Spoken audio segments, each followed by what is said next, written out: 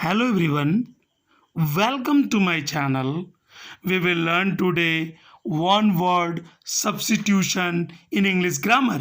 आज हम लोग इंग्लिश ग्रामर में वन वर्ड सब्स्टिट्यूशन को जानेंगे.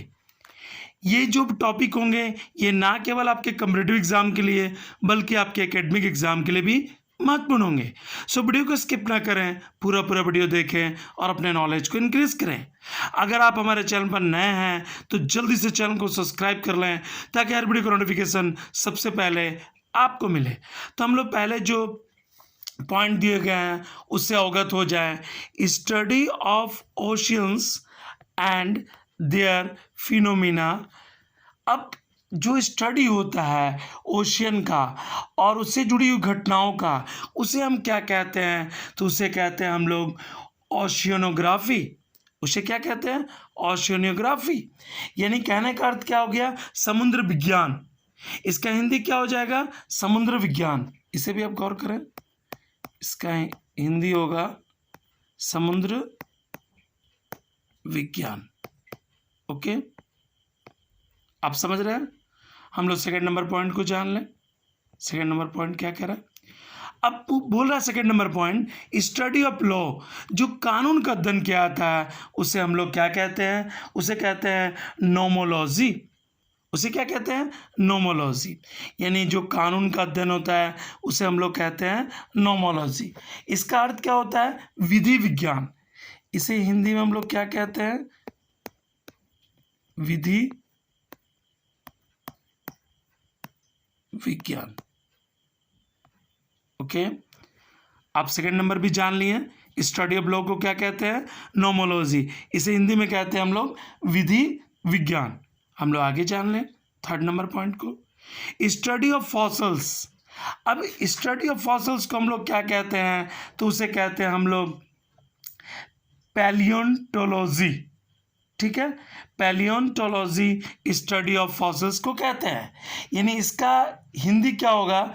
इसका हिंदी हो जाएगा, आप इसे भी गौर करें, इसका जो हिंदी होगा वो हो जाएगा जीवाश्म.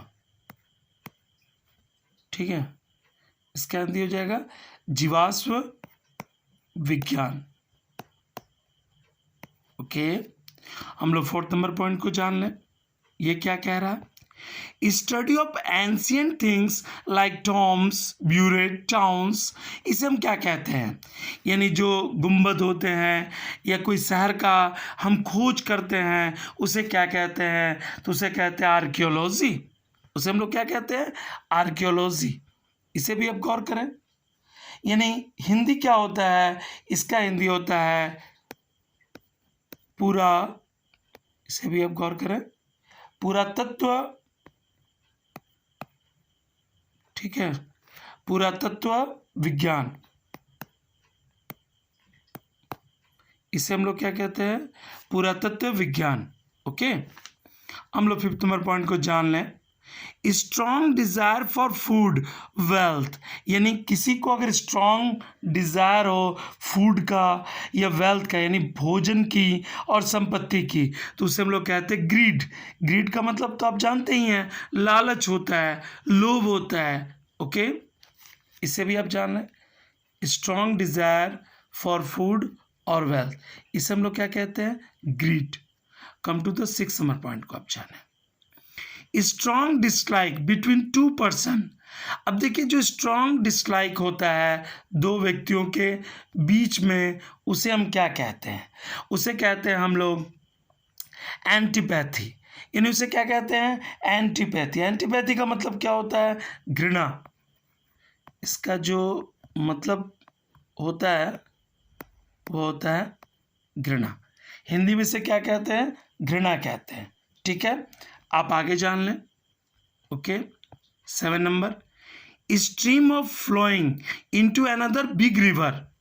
अब देखिए, जो स्ट्रीम होता है वो बहता है इनटू अनदर बिग रिवर में, वो मिल जाता है, उसे हम क्या कहते हैं? तो उसे हम लोग कहते हैं ट्रिब्यूटरी. उसे क्या कहते हैं? ट्रिब्यूटरी कहते हैं. इसे भी आप गौर करें. अगर छोटी नदियाँ बड़ी नदियों में मिल जाती है तो उसे हम लोग क्या कहते हैं? सहायक नदी कहते हैं. उसे क्या कहते हैं? सहायक नदी कहते हैं। उसका अर्थ क्या हो गया? सहायक नदी। ओके, आप आगे जान लें। 8 number, stealing from the writing of others. अगर कोई स्टील कर लेता है, चोरी कर लेता है किसी दूसरे के राइटिंग को, तो उसे हम लोग क्या कहते हैं? तो उसे हम लोग कहते हैं प्लेजरिज्म। ठीक है, इसे भी आप गौर करें, plagiarism, stealing from the writings of others. Okay, यानी साहित्यिक चोरी, इसे हम लोग क्या कहते हैं? साहित्यिक चोरी कहते हैं। किसी दूसरे के साहित्य को चुरा लेना को हम क्या कहते हैं? साहित्यिक चोरी। Come to the 9 number, statement that is obviously true. जो स्टेटमेंट होता है वो स्पष्ट रूप से सही होता है, उसे हम क्या कहते हैं? तो उसे हम कहते हैं पैल्टीट्यूड। ओके, उसे हम कहते हैं पैल्टीट्यूड। पैल्टीट्यूड का आप अर्थ भी जान लें, सामान्योजित। ठीक है, यानी statement that is obviously true, जो सच होता है उसे हम लोग क्या कहते हैं? पैल्टीट्यूड, यानी सामान्योक्ति, इसे कहते हैं सामान्योक्ति। Okay, come to the 10 number. 10 number क्या कह रहा है? That which can be easily believed, जिसे आप आसानी से विश्वास कर सकते हैं। That which can be easily believed, इसे भी आप गौर करें, यहाँ ध्यान दें आप। उसे हम लोग क्या कहते हैं? उसे कहते हैं क्रेडिबल, है ना, उसे कहते हैं क्रेडिबल। यानी इसका अर्थ क्या हो गया? इसका अर्थ हो गया विश्वसनीय।